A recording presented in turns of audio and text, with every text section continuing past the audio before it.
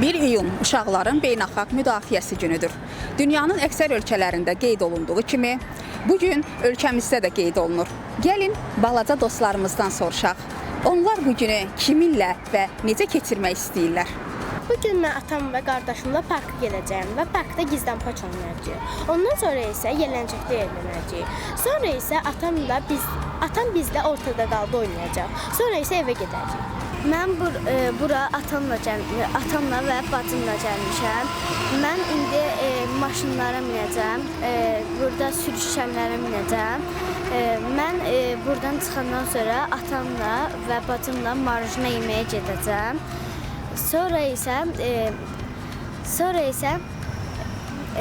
burada belə şeylər eləmək mənə çox əyləncəli olur. Mən marojna yeyirdim, maşınları sürürdüm, sonra qardaşımla hər gün oynayıram. Yəni belə batutda oynayırdım.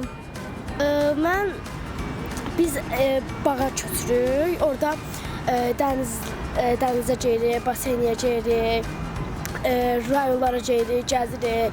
Qəbələyə gedirik, Ağdaşa gedirik, yəni hər yeri gəzirik. 3 gün sonra mənim bacımın ad günüdür.